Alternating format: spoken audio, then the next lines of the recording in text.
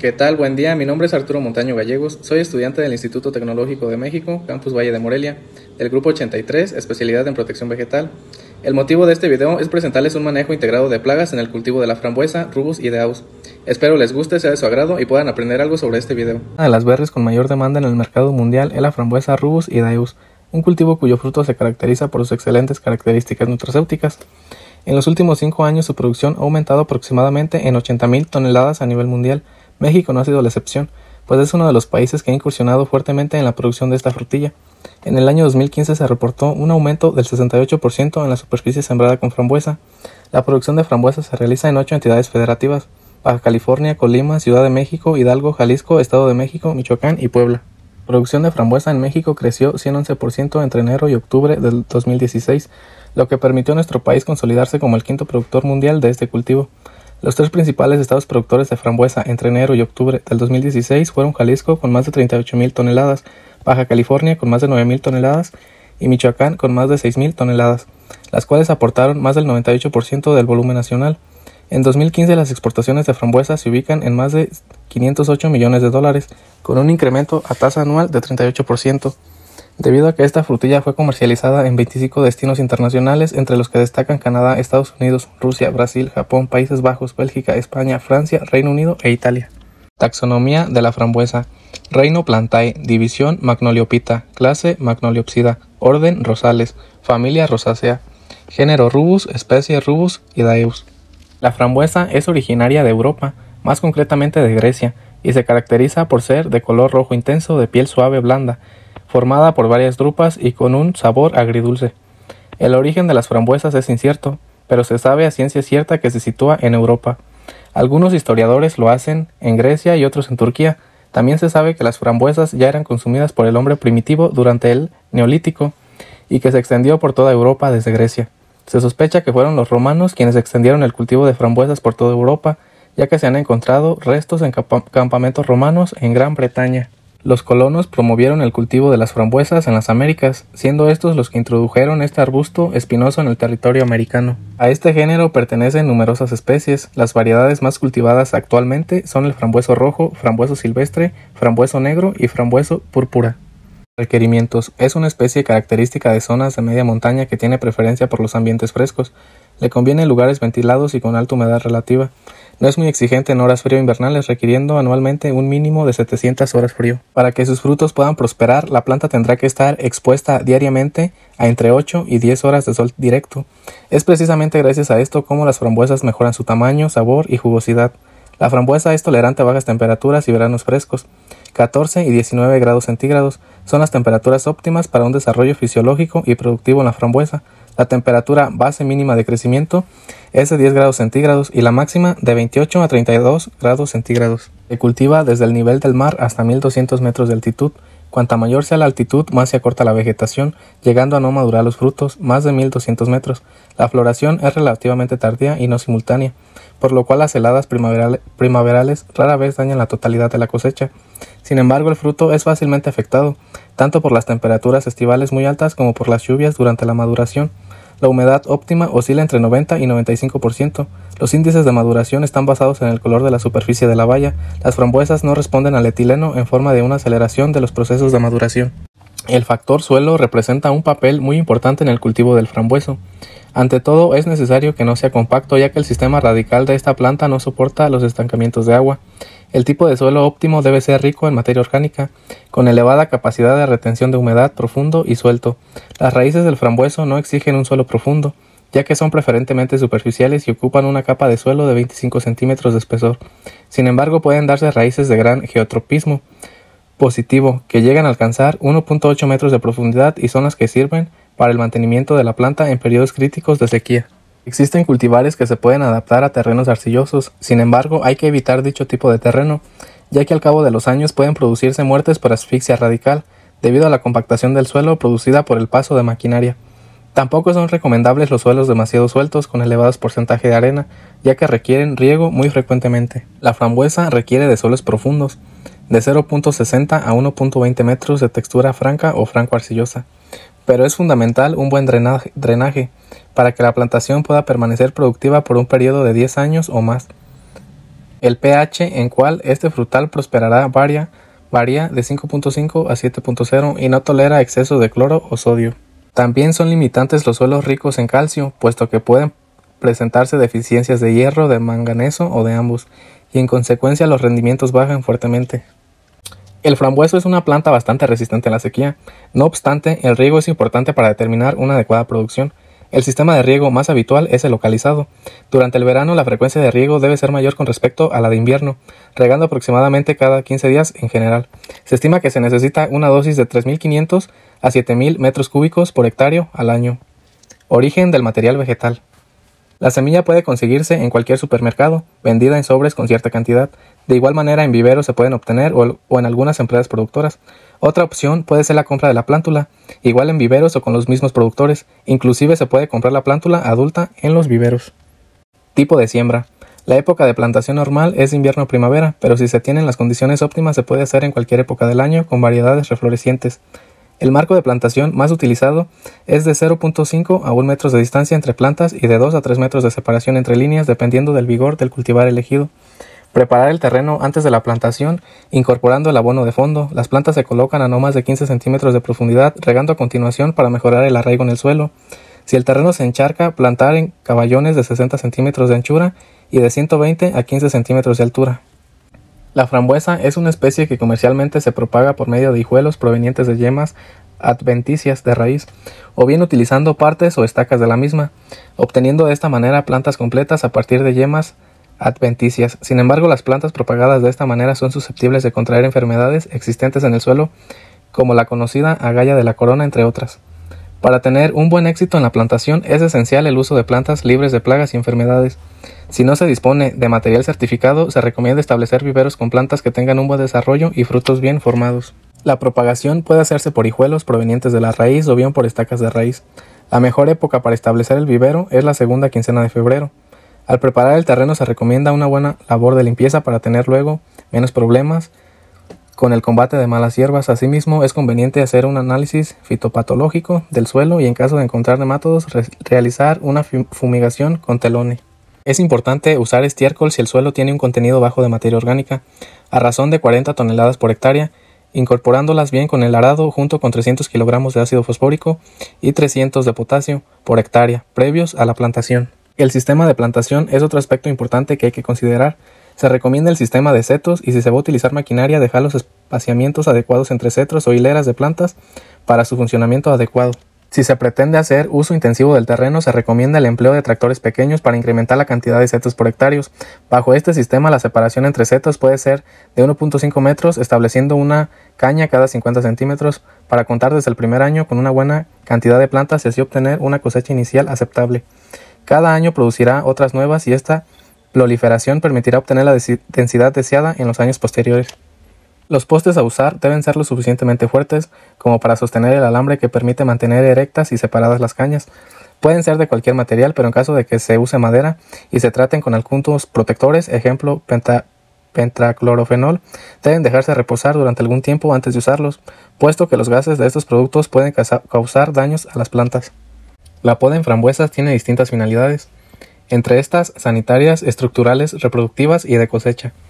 Las actividades se dividen por la temporada en que son efectuadas, invierno y verano. Las podas de invierno son: sanitaria, se eliminan aquellas plantas enfermas con mala apariencia y que alberguen plagas. Raleo, limita el número de cañas por metro cuadrado para proveer suficiente espacio de desarrollo, facilitar la cosecha y mejorar la entrada de luz. Se manejan de 20 a 25 cañas por metro cuadrado para una producción óptima. Rebaje, se realiza el despunte de cañas en variedades reflorecientes que produjeron durante finales de verano y otoño, con la finalidad de que la parte despuntada produzca fruto en las laterales de la siguiente temporada, y se sugiere dejar al menos 15 yemas o nudos. Cañas de segundo año. Se identifican aquellas que terminaron su ciclo productivo y se eliminan para dejar espacio a los tallos de una nueva temporada.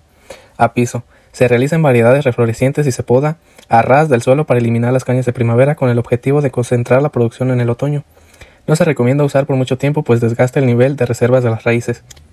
Entre las actividades de primavera están la eliminación de retoños dentro de la línea de plantación, de primeros retoños, de retoños después de la poda al piso, poda sanitaria y despuntes. Abonado. El correspondiente análisis de tierra determina con exactitud la dosis correcta de abonado necesario en cada caso particular. En general se suele aportar 35 a 50 toneladas por hectárea de estiércol.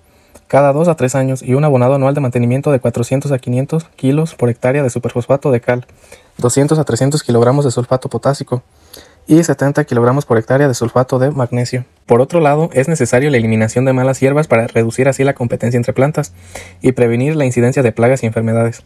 Para ello, además del laboreo como método físico de eliminación de malas hierbas, es posible realizar un deshierbado químico mediante la aplicación de herbicidas de larga persistencia. En los suelos sueltos o en las calles, donde se realizan periódicamente cavas mecánicas, es conveniente no utilizar herbicidas de larga persistencia, ya que se corre el riesgo de entrar en contacto con las raíces de los frambuesos, por ello se recomienda emplear herbicidas de contacto.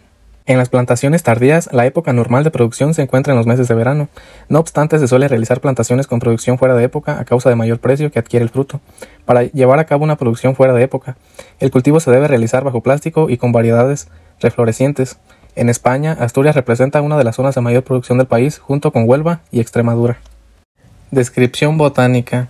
La frambuesa Rubus idaeus es un arbusto perenne de la familia de las rosáceas, caracterizada por tener raíces primarias y secundarias leñosas que se desarrollan principalmente de manera horizontal y que poseen la capacidad de emitir brotes. Sus tallos son erectos y llegan a alcanzar alturas superiores a los 2,0 metros en condiciones favorables. Además poseen pequeñas espinas. Las hojas son compuestas, alternas y foliadas. Las flores son hermafroditas y estipuladas, presentándose en racimos sueltos con floración escalonada. Los frutos son pequeños, ovoides, de color rojo-negro o púrpura, de 2,5 a 4,0 gramos de peso, que se desprenden fácilmente del receptáculo al madurar. Existen dos tipos generales de frambuesas: los remontantes, que tienen 2 épocas de producción y cuya primera cosecha se extiende desde finales de noviembre hasta inicios de enero, y la segunda cosecha que va desde febrero hasta mayo. Enfermedades. Estas enfermedades pueden ser causadas por diversos hongos o bacterias que entran en el sistema de la planta por medio de esporas, heridas, agua o herramientas contaminadas, e incluso el viento. Algunas de las más comunes son roya. Es una enfermedad causada por hongos, puede ser del género Melapsora o Puccinia, que entran al sistema de la planta comúnmente por heridas que son ocasionadas por golpes, heridas o mordeduras de insectos. Ataca principalmente a los folios o tallos de nuestro cultivo y se manifiesta por medio de pústulas color naranja, rojo o marrón. Sobre el haz de la hoja también presentan manchas color amarillo o verde claro. Para evitar estos hongos es fundamental brindarles a tus frambuesos un buen sistema de drenaje para que los riegos no se acumulen y respetar los marcos de plantación. También abona periódicamente la tierra y utiliza una cicatrizante después de la poda. Oidio o cenicilla. Es una enfermedad criptogámica provocada por hongos ectoparásitos de la familia de las Erisfaceae. Es considerada de alto riesgo ya que es muy fácil de propagar y afecta a gran variedad de ejemplares. Cuando ésta se agrava, las hojas se acoloran en tonos amarillos y posteriormente se marchitan. Afecta el rendimiento de la planta pues reduce su capacidad fotosintética, se extiende a otros ejemplares fácilmente por medio de esporas o contacto directo con cultivos infectados. Para frenar la infección pueden aplicarse soluciones de sulfato de cobre. Este activo es muy eficaz para eliminar estos hongos. Es recomendable que sigas al pie de la letra las instrucciones del fabricante para no envenenar a tu planta. Phytophthora. Es un patógeno de la familia Oomycetes, no son hongos como tal, pero comparten propiedades. Se desarrolla fácilmente en ambientes húmedos y con temperaturas de 15 grados a 23 grados centígrados aproximadamente. Causa la pudrición de los tallos, bulbos, frutos y hojas, decadencia radicular y el ahogamiento de las plántulas. En los cultivos en maceta puede causar debilitamiento o muerte de las raíces, además de marchitez de las hojas. Para eliminar este patógeno aplica un fungicida de máxima concentración. Uno de ellos es Double Nickel de Summit Agro México, un producto que servirá como fungicida, activador de sistemas de resistencia de las plantas y exclusión de patógenos del suelo. Plagas. Uno de los mayores desafíos en el cultivo de la frambuesa es el manejo integrado de plagas, un concepto simple en teoría pero complejo en ejecutación, ya que abarca elementos como la prevención, monitoreo, nutrición adecuada del cultivo, prácticas culturales, rotación de cultivos, cultivos trampas, eliminación de malezas hospederas, etc., control biológico y control químico. Actualmente, gran número de plagas atacan distintas partes de la planta y disminuyen la cantidad y calidad de frutos. Entre las que más afectan a la frambuesa encontramos como primer lugar a la mosca del vinagre, Drosophila suzuki. Es una plaga muy seria ya que tiene un ovopositor que le permite romper la piel de la fruta sana y colocar sus huevos en ella. Las larvas se alimentan de la pulpa de la fruta, a los pocos días la fruta infestada se colapsa y es invadida por bacterias y hongos secundarios, por lo que pierde su valor comercial, puesto que esta plaga no puede controlarse usando los insecticidas ya sean convencionales u orgánicos. Las prácticas culturales cobran mucha importancia para manejar la Drosophila suzuki, que en otro tipo de plagas algunas prácticas de manejo cultural empleadas son cosecha frecuente, evitar que caiga fruta al piso, trampeo masivo, repelentes, entre otras muchas más. Thrips Flanquinella occidentalis y Thrips tabaci. El ciclo de vida se puede completar en 15 a 20 días y dependiendo de las condiciones climáticas pueden mantenerse activos todo el año o invernar como adulto. Las larvas y los adultos son los estados que se alimentan de los tejidos tiernos a través de su estilete. Son vectores de enfermedades ya que pueden transportar hongos, bacterias y virus. Los adultos también se alimentan de polen, los daños cosméticos causados por la ovipostura y o por efecto de la alimentación de las larvas y adultos producirá russet y puntuaciones en frutos. Como control cultural, mantener el huerto con una reducida presencia de malezas o plantas hospederas tales como la carrehuella, yuyo, rábano, diente de león, etc., para reducir así poblaciones y mantener enemigos naturales. Gusanos cortadores, Noctuidae, polillas nocturnas. Durante la noche son muy activas desplazándose y alimentándose del cuello de las plantas. Posteriormente se transforman en crisalinas que pupan bajo el suelo. Regularmente los daños de los gusanos cortadores se localizan en el cuello de las plantas, a ras y bajo el suelo, y otros en el follaje, causando defoliación, que con regularidad es bajo, siendo las plantas recién establecidas las que presentan mayores daños.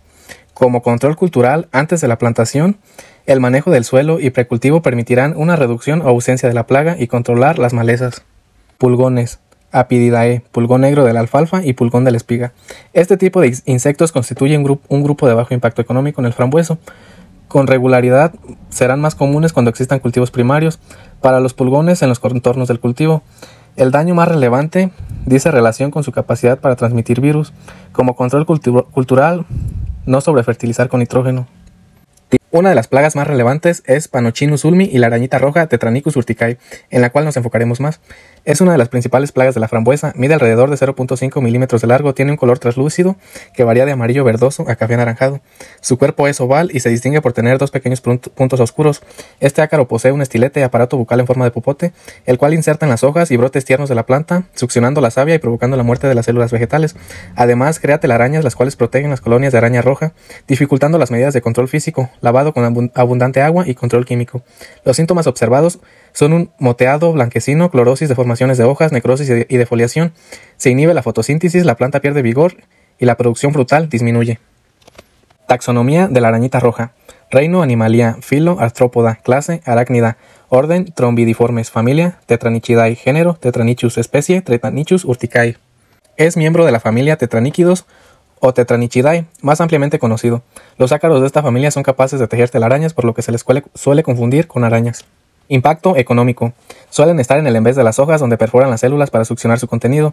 Las células muertas vacían, se vuelven amarillas y en muchas plantas los daños también se observan en la capa superior de las hojas, a modo de puntos amarillos. La destrucción de las células disminuye la fotosíntesis, aumenta la transpiración y reduce el crecimiento de la planta. Al aumentar los daños, las hojas se vuelven amarillas y debido a que se pierde más savia, se produce eventualmente la necrosis de la planta. Es responsable de pérdidas en el rendimiento del 40%.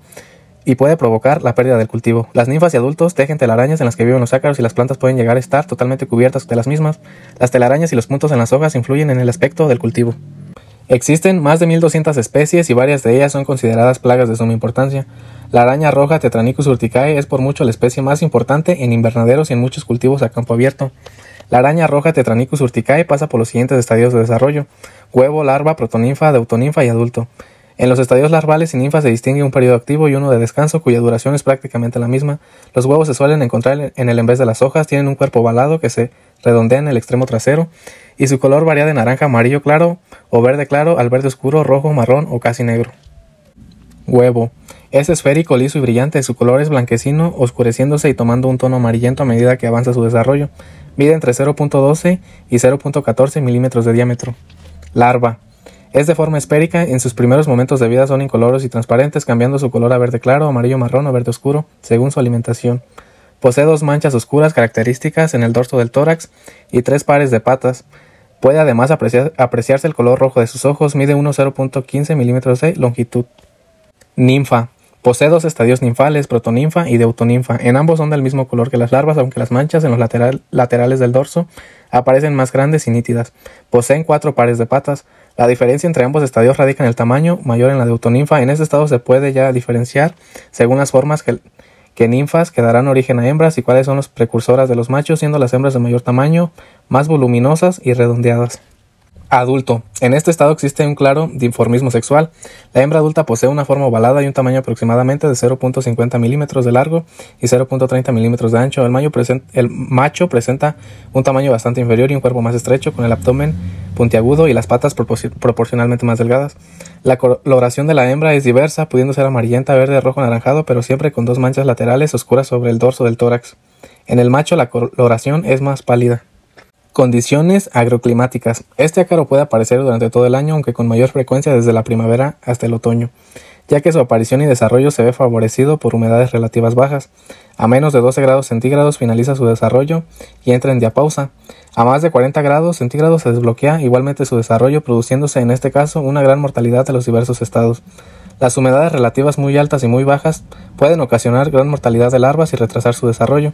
Para sobrevivir en climas muy secos, estos ácaros tetraníquidos forman colonias en los que tejen hilos de seda que pueden llegar a cubrir toda la planta, favoreciendo así la aparición de un microclima resultante de la retención de humedad producida por la transpiración de la planta. Este microclima le permite sobrevivir y desarrollarse en condiciones extremas por otros ácaros con humedades relativas bajas. Daños. Los daños directos que ocasionan son debidos al tipo de alimentación que realizan sobre las partes verdes de las plantas producidas por los estiletes y la reabsorción del contenido celular en la alimentación. Este daño va acompañado de una coloración más o menos intensa de los tejidos. Como primeros daños se observan punteos o manchas amarillentas en el haz de las hojas. Con mayores poblaciones se produce desecación o incluso defoliación. Los ataques son más graves en los primeros estadios fenológicos de la planta. El primer indicio de ataque es un característico plateado, un fino moteado clorótico de las hojas que se tornan cloróticas, bronceadas y luego pardo rojizas hasta secarse.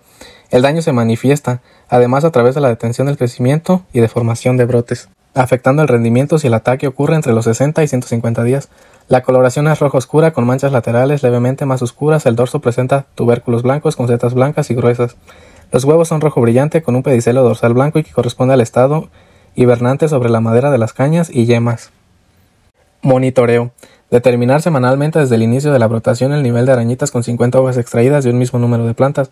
Esto con ayuda de una lupa de por 10 contando ácaros fitófagos y depredadores. Los ataques serán mayores cuando las condiciones ambientales son secas y calurosas. Umbral. Para decidir si la población de la plaga compromete o puede llegar a comprometer la producción de manera significativa, se muestrean 10 foliolos de 10 plantas en los alrededores de la parcela y con ayuda de una lupa o cuenta a hilo se determina la cantidad de individuos. Se considera aceptable menos de 5 ácaros por foliolo en los primeros 5 meses. Después de este periodo 10 ácaros y por último en periodo de cosecha de 15 a 20, pero si la población de ácaros es mayor a estos umbrales, en las etapas señaladas el control es necesario. Controles. La gran mayoría de los productores de frambuesa optan por el control químico como método para mantener umbrales bajos de plagas. Sin embargo, el control efectivo de las plagas solo es posible mediante el uso de una combinación de diferentes herramientas y técnicas disponibles basadas en un análisis de beneficios, costos y priorizando el menor impacto negativo posible sobre el ecosistema. Alternativas como el control biológico, mediante el uso de depredadores naturales, parasitoides y hongos entomopatógenos, tienen resultados prometedores para el control de plagas. Control cultural. Fundamental será la eliminación de fuentes de polvo, así como regular el riego y la fertilización. Control físico. Lavados con abundante agua en el en vez de la hoja. Control biológico. Por un lado, liberar Phytoceylus persimilis. Los huevos de persimilis son depositados cerca de la fuente de alimento, una colonia de tetraníquidos, de los cuales emergen las larvas que permanecen inactivas sin capacidad de depredación. Cuando evolucionan a protoninfa y posteriormente a deutoninfa, empiezan a buscar presas en la superficie de la hoja para alimentarse. Finalmente se desarrolla el adulto que presenta una gran actividad depredadora. Liberar Ambliceus californicus. Se alimenta principalmente de tetraníquidos, mostrando predilección por las especies del género Tetranychus. Actúa sobre todo los estados de araña roja, con preferencia sobre huevos y estados inmaduros. En ausencia de esta plaga puede sobrevivir alimentándose de polen, otros ácaros o pequeños insectos, como Frankinella occidentalis, del que consume las larvas del primer estadio. Control químico. Evitar aplicaciones no justificadas, rotar productos según su modo de acción, aplicar acaricidas registrados respetando los periodos de carencia. Evitar las aplicaciones sistemáticas realizándolas en función del nivel de riesgo, basado en la densidad de población y los daños del cultivo, y siguiendo las recomendaciones de los técnicos responsables de la explotación, así como el Departamento de Sanidad Vegetal. Los formulados registrados por el Ministerio de Agricultura, Alimentación y Medio Ambiente, Magrama, para su uso contra esta plaga son los siguientes: abamectina, aceite de parafina, acrinatrin, acidaractin, fendiporoximato, milsemectina, entre otros muchos más. Como despedida, muchas gracias. Espero que les haya gustado mi video, pero sobre todo que de todo lo anterior visto se lleven muchos conocimientos que nos podrán ser de mucha utilidad en un futuro no muy lejano, y que les haya generado mucho interés, sobre todo para conocer las aplicaciones y beneficios de un manejo integrado de plagas y saber qué se puede implementar a cualquier cultivo que sea de tu interés. Nos vemos pronto.